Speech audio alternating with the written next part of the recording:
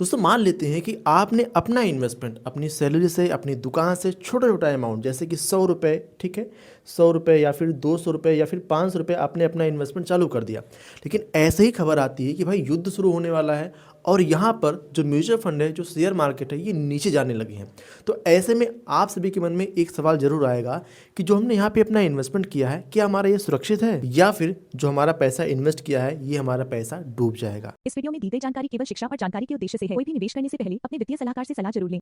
दोस्तों यहाँ पर आपके सवाल का जो यहाँ पे जवाब है मैं आपको देने वाला हूँ और यहाँ पर आपको एक और चीज़ बताऊँगा। अगर आप अपना इन्वेस्टमेंट कर रहे हैं तो आपको किन बातों को ध्यान में रखना है जो कि अक्सर ये निवेशकों के दिमाग में चलता रहता है। दोस्तों आप सोचिए कि अगर युद्ध शुरू हो जाता है दुनिया में तो शेयर बाजार में क्या होगा, ठीक है, शेयर बाजार में क्या होगा, साथ में अगर आपका म्यूचुअल फंड पैसा इन्वेस्ट किया सुरक्षित है कि नहीं है, और ऐसे में जो समझदार इन्वेस्टर हैं आखिर ये करते क्या हैं, ठीक है, जो समझदार इन्वेस्टर जो निवेशक हैं अपने पैसे को जो इन्वेस्ट करें आखिर ये करते क्या हैं जब मार्केट में ऐसी सिचुएशन बन जाती है। तो यहाँ पर देखिए मैं आपको कुछ चीज़ें समझाने वाला हूँ, आपको समझना बहुत ज़रूरी है। नहीं तो आप अगर इन्वेस्टमेंट कर रहे हैं तो भाई आप पैनिक सेलिंग करेंगे जिसकी वजह से आपको फ्यूचर में नुकसान होने के चांसेस भी बढ़ जाते हैं। देखिए यहाँ पर किन बातों को ध्यान में रखना है।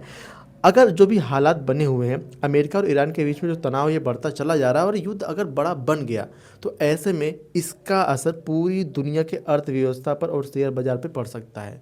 अभी आप अगर इंडिया में हैं तो आप देख रहे होंगे कि जो ऑयल या गैस का सेक्टर है इसमें काफ़ी बूम देखने को मिल रहा है, क्योंकि जो ऑयल और जो गैस का नेचुरल सोर्स जहाँ से क्रूड ऑयल वगैरह आता है ये आता है ईरान और इराक से, ठीक है, बड़ी मात्रा में आता है। तो ऐसे में यहाँ पर इफेक्ट तो पड़ेगा ही पड़ेगा, ठीक है।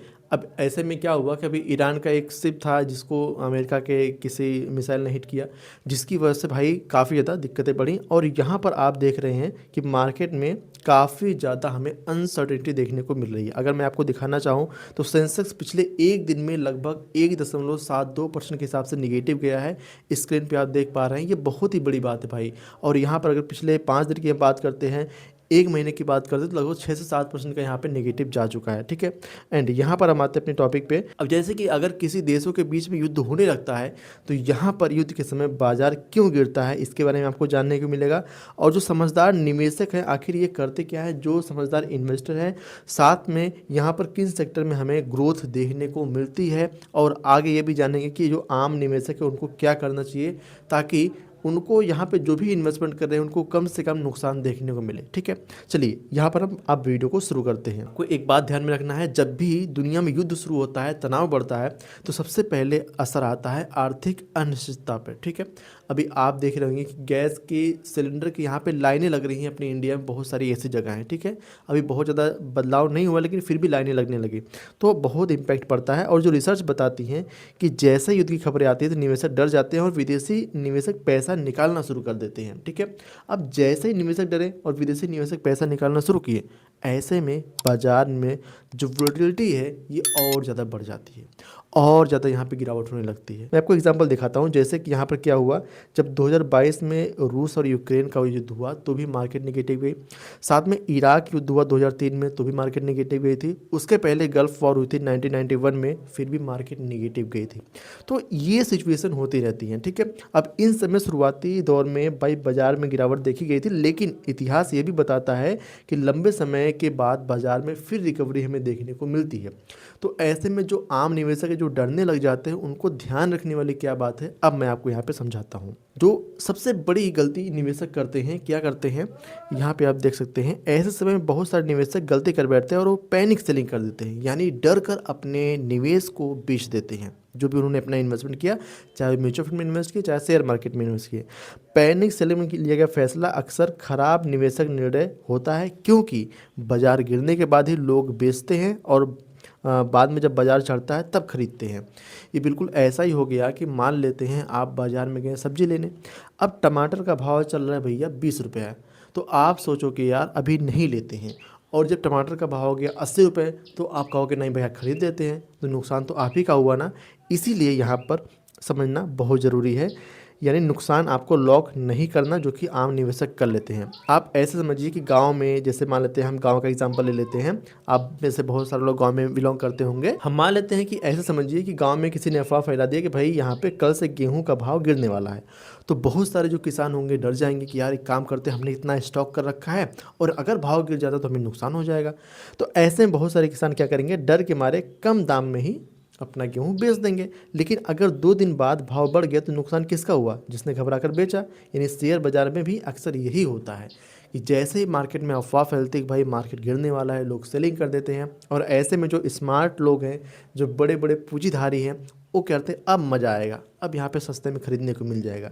यही होता है दोस्तों, ठीक है। अब यहाँ पे हम समझते हैं आगे, लॉन्ग टर्म निवेशक के लिए जो लंबे समय निवेश करते हैं उनको किन बातों को ध्यान में रखना चाहिए। क्योंकि आपने अक्सर सुना होगा कि हमें लॉन्ग टर्म इन्वेस्टमेंट करना चाहिए। तो कितना लॉन्ग टर्म? लॉन्ग टर्म के लिए हमें सोच समझकर और ज़रूरत का पैसा नहीं लगाया जाता। हमें ये सबसे ज़्यादा ध्यान में रखने वाली बात क्या है। तो हर छोटी गिरावट पर घबराने की ज़रूरत नहीं होती, क्योंकि इतिहास बताता है कि लंबे समय में बाजार गिरता भी है और नई ऊंचाइयां बनाता भी है, ठीक है। अब यहाँ पर एक और चीज़ हम देख लेते हैं। जैसे क्या होता है, जो लॉन्ग टर्म निवेशक होते हैं धैर्य रखते हैं। और लॉन्ग टर्म निवेश को ऐसे समझिए, जैसे अगर हम मान लेते हैं कोई किसान है, ठीक है, कोई किसान है, आज गेहूं बोया और अगले दिन खेत को खोद कर तो देखने लग जाएगा भाई गेहूं कितना तैयार हुआ, ठीक है। अगर ऐसा वो कर दिया तो कुछ नहीं होगा उसमें, क्योंकि खेती में समय और धैर्य दोनों लगता है। ठीक वैसे ही शेयर बाजार में अगर पैसे आपको बनाने हैं तो आपको यहाँ पे समय देना पड़ेगा, साथ में अपने पेशेंस को यहाँ पे हमें बरकरार रखना पड़ेगा, नहीं तो हम पैसे नहीं बना सकते, ठीक है। ये हो गई चीज़ें। अब यहाँ पर हम बात करते हैं सेफ हेवन एसेट कौन कौन से हो सकते हैं। जब दुनिया में युद्ध और कोई बड़ा संकट मंडराता है तो निवेशक अक्सर सुरक्षित निवेश की तरफ जाते हैं, जैसे गोल्ड, सोना। अब रिसर्च के अनुसार अगर हम देखें तो जब भी वैश्विक संकट होती है तो गोल्ड की डिमांड बढ़ जाती है। अभी आपने हाल ही में देखा होगा गोल्ड और सिल्वर के प्राइस कितने बढ़ रहे थे। इसे एक सेफ हेवन माना जाता है, जिसकी वजह से भाई युद्ध के समय रिसर्च बताती है काफ़ी तेज़ी देखने को मिल सकती है। तो इन्वेस्टमेंट करने का ऑप्शन क्या क्या हो सकता है, जैसे अब मान लीजिए हमारे पास 5,000 रुपये है, अब 5,000 रुपये में कितना सोना हम खरीद पाएंगे। तो इससे अच्छा है, हम बहुत सारे ऑप्शन होते हैं इन्वेस्टमेंट करने के, जैसे गोल्ड की ETF हो गए, सॉवरेन गोल्ड बॉन्ड हो गए, फिजिकल गोल्ड हो गया। फिजिकल गोल्ड में थोड़ा ज़्यादा पैसा चाहिए, ETF वगैरह में आप 100, 200, 300 से भी इन्वेस्टमेंट कर सकते हैं। तो अगर हम बात करें इन्वेस्टमेंट करने की तो बहुत सारे ऑप्शन हैं, लेकिन आपको डाइवर्सिफिकेशन बहुत ही ज़्यादा इंपॉर्टेंट है। कैसे करना है अभी आगे आपको बताएंगे। आपने एक चीज़ नोटिस किया होगा, जब भी शादी का सीज़न आता है, ठीक है, शादी का सीज़न आता है या मुश्किल समय आता है तो लोग क्या खरीदते हैं, सोना, ठीक है। लोग सोना खरीदते हैं क्योंकि हमारे समाज में सोना हमेशा सुरक्षित संपत्ति माना जाता है। आज भी आप देख लेंगे इंडिया में बहुत सारे ऐसे लोग होंगे जिनके पास कम से कम 10-15 हज़ार, 20 हज़ार या फिर लाख 2 लाख की ज्वेलरी ज़रूर होती है। ऐसा वो यूज़ भी करते हैं, जैसे मान लेते कभी उनको ज़रूरत पड़ गई तो उसको गिरवी रख कर पैसा लेते हैं, फिर बाद में पैसा चुका कर उसको सोना वापस ले लेते हैं। तो एक सेफ हेवन माना जाता है गोल्ड को, ठीक है। तो इसीलिए हमें यहाँ पर ध्यान देना चाहिए। इसलिए जब दुनिया तनाव बढ़ती है तो निवेशक गोल्ड की तरफ भागते हैं और सोने का प्राइस, गोल्ड का प्राइस ये बढ़ने लगता है। अभी हाल ही में क्या हो रहा है आप देख ही सकते हैं। अब एक और ऑप्शन होता है दोस्तों, जब भी मार्केट में ऐसी सिचुएशन बनती है, सरकारी बॉन्ड वगैरह, ठीक है। ये सरकारी बॉन्ड भी एक सुरक्षित निवेश माना जाता है, कम जोखिम होता है यहाँ पर अपेक्षाकृत स्टॉक मार्केट से, ठीक है। तो यहाँ पर भी निवेशक रुख कर सकते हैं अपना। और आगे भी हम और चीज़ें बात करेंगे तो किन सेक्टर में फ़ायदा हो सकता है। अभी हम जो देख रहे हैं युद्ध के समय कुछ सेक्टर में डिमांड बढ़ती है, जैसे डिफेंस सेक्टर। अगर युद्ध का माहौल बनता है तो हथियार, रक्षा तकनीकी जैसे रडार वगैरह हो गया, सैन्य उपकरण हो गया, तो इन सब की डिमांड बढ़ती है। इसलिए जो डिफेंस कंपनियां हैं इन पर भी निवेशक नज़र डालते हैं, ठीक है। अब जब निवेशक इस पर इन्वेस्ट करते हैं तो इसकी जाहिर सी बात है भाई प्राइस बढ़ेगा। और यहाँ पर युद्ध का जो असर है ना ऊर्जा सेक्टर पे भी देखने को मिलता है, ठीक है। जैसे तेल सप्लाई, क्रूड ऑयल का प्राइस, इस पर भी असर पड़ता है, जो कि मैंने अभी वीडियो की शुरुआत में ही आपको बताया। तो अगर तेल की सप्लाई प्रभावित होती है तो तेल की कीमतें बढ़ने लग जाती हैं, लेकिन ध्यान रहे गारंटेड नहीं होता, ये सिर्फ संभावित ट्रेड हो सकता है। इसलिए आपको बहुत ही सोच समझकर इन बातों पे ध्यान रखना है, ठीक है। एंड यहाँ पर हम बात करते हैं अगले चीज़ पे, बाजार में उतार चढ़ाव यानी वोलेटिलिटी ये कैसे होती है। देखिए युद्ध के समय बाजार में ना तेज़ी से गिरावट और अचानक उछाल, भारी उतार चढ़ाव में देखने को मिल सकता है। इसलिए इस समय हमें इस समय जल्दीबाजी में निवेश या फिर जल्दीबाजी में अपने इन्वेस्टमेंट को बेचना ठीक नहीं होता। ठीक है, इस समय बहुत ही ध्यान रखने वाली बात होती है। बहुत सारे लोग गलती कर बैठते हैं और शेयर बाजार को ऐसे समझिए बिल्कुल सब्जी मंडी का भाव, जो अभी मैंने आपको बताया, अगर टमाटर 20 रुपये किलो है तो कल 80 रुपये किलो, भाव ऊपर नीचे होते रहते हैं। ठीक है, लेकिन अगर कोई दुकानदार ऐसा हो जो कि हर दिन भाव देखकर दुकान बंद कर दे तो क्या वो व्यापार कर पाएगा? नहीं कर पाएगा। तो ऐसे ही बिल्कुल शेयर बाजार भी होता है। ठीक है, अब यहाँ पर एक और चीज़ देखते हैं, जो विदेशी निवेशक है इनका क्या रोल है भाई। देखिए, भारत में फॉरेन इंस्टीट्यूशनल इन्वेस्टर यानी एफआईआईज जिन्हें कहते हैं, इनका बहुत ही बड़ा रोल होता है। जब भी वैश्विक संकट होता है तो कई बार एफआईआईज जो होते हैं ये भाई यहाँ से, हमारे इंडिया से पैसे निकालने लग जाते हैं या फिर वेट एंड वॉच मोड में चले जाते हैं। मतलब अभी हम देख रहे हैं मार्केट गिरने वाली है या फिर बढ़ने वाली है, ये इसमें चले जाते हैं, जिसकी वजह से भाई बाजार में वॉलेटिलिटी फिर बढ़ जाती है, मार्केट फिर नेगेटिव जाने लगती है। ठीक है, अच्छा, यहाँ पर एक और चीज़ मैं आपको बता दूँ, निवेशकों के लिए 5 ज़रूरी बातें जो कि ध्यान में रखनी बहुत ज़रूरी है। जिससे दुनिया में तनाव बढ़ता है अगर, तो निवेशकों को कुछ बातों को ध्यान में रखना चाहिए। पहला चीज़ है पैनिक सेलिंग, यानी डर कर निवेश करने से मुश्किलें और बढ़ सकती है। मतलब आप यही सोचिए कि आप अपने पैसे को बेच दिए, फिर मार्केट बढ़ गई, फिर आप खरीद नहीं पाते। ठीक है, तो इसीलिए हमें यहाँ पे सोच समझकर अपना कदम उठाना चाहिए। दूसरा, लॉन्ग टर्म इन्वेस्टमेंट सोचकर अपना इन्वेस्टमेंट करें। शेयर बाजार लंबे समय का खेल है, शॉर्ट टर्म में आप इसको जज ना करें। तीसरी चीज़ दोस्तों, पोर्टफोलियो डाइवर्सिफिकेशन। सारा पैसा एक ही जगह लगाना नहीं चाहिए, आपको अपने पोर्टफोलियो को डाइवर्सिफाई इन्वेस्टमेंट करना चाहिए। अलग अलग सेक्टर में, अलग अलग तरीके से, अलग अलग एसेट क्लास में आपको इन्वेस्टमेंट करना चाहिए। ना तो डायरेक्ट इक्विटी में पूरा, ना तो सारे डेट में, ना तो गोल्ड ETF, आपको सारे में सही तरीके से डाइवर्सिफिकेशन करना आना चाहिए। उससे मैंने डाइवर्सिफिकेशन बहुत सारे वीडियो बनाया, अगर आप चाहोगे तो मैं कमेंट बॉक्स में दे दूंगा, आप देख लीजिएगा। सुरक्षित निवेश भी जारी रखें, यानी जैसे गोल्ड हो गया, बॉन्ड हो गया, फिक्स्ड इनकम वाली जैसे FD वगैरह हो गई, तो यहाँ पर भी इन्वेस्टमेंट जारी रखना हमारे लिए सही हो सकता है।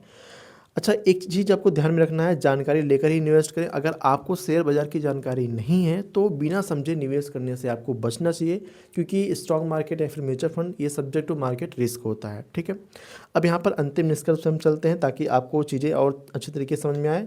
देखिए, कोई भी आपको ये कहे कि भाई ये शेयर ऊपर जाने वाले हैं या फिर ये डाउन जाने वाले हैं, तो ये आप मान के चलिए कोई भी 100% सुरक्षित नहीं कह सकता, निश्चित नहीं कर सकता कि भाई ये शेयर बढ़ने वाले हैं या फिर कम होने वाले हैं। ठीक है, युद्ध हो या शांति, बाजार हमेशा अनिश्चित रहती है। ठीक है, तो आपको ये ध्यान में रखना है। आपको क्या करना है, धैर्य, समझदारी और सही जानकारी लेकर ही इन्वेस्टमेंट करना चाहिए। यही सबसे ताकतवर और सही इन्वेस्टर की पहचान होती है। इसलिए दोस्तों याद रखिए, शेयर बाजार लॉटरी नहीं है, ये खेती की तरह है, जहाँ मेहनत, समय, धैर्य, ये तीनों चीज़ें बहुत ज़रूरी होती हैं। अगर इन तीनों चीज़ों को आपने बैलेंस कर लिया, फिर आप मार्केट से पैसे बना सकते हो लॉन्ग टर्म में। ठीक है, सो आई होप आपको समझ में आया होगा कि जब भी मार्केट में ऐसी सिचुएशन बनी होती है, जब भी मार्केट नेगेटिव जा रही होती है, तो हमें क्या करना चाहिए। आपको जल्दीबाजी नहीं करनी चाहिए, सोच समझ कर आपको अपना इन्वेस्टमेंट करना चाहिए। और अगर आपने इन्वेस्टमेंट ऑलरेडी पहले किया है, अभी आपका निकालने का समय नहीं है, तो मेरे हिसाब से अभी वहाँ पे होल्डिंग बनाए रखनी चाहिए। और तीसरी चीज़, डाइवर्सिफिकेशन बहुत इंपॉर्टेंट है। अपने पोर्टफोलियो को सही तरीके से सही जगह पे पोर्टफोलियो को डाइवर्सिफाई करके अपना इन्वेस्टमेंट करना चाहिए। ठीक है, सो आई होप आपको इस वीडियो के माध्यम से समझ में आया होगा कि जो इजराइल और ईरान और अमेरिका जो बीच में वार वगैरह कर रहे हैं, युद्ध वगैरह कर रहे हैं, तो हमें इस समय क्या करना चाहिए। अगर कोई भी कन्फ्यूजन हो, हमसे कमेंट बॉक्स में पूछ सकते हैं, आपको रिप्लाई करने का पूरा हम प्रयास करेंगे। इस वीडियो की राय कमेंट बॉक्स में जरूर दीजिएगा। चलिए मिलते हैं अगली वीडियो में, तब तक के लिए जय हिंद, जय भारत। इस वीडियो में दी गई जानकारी केवल शिक्षा और जानकारी के उद्देश्य से है। कोई भी निवेश करने से पहले अपने वित्तीय सलाहकार से सलाह जरूर लें।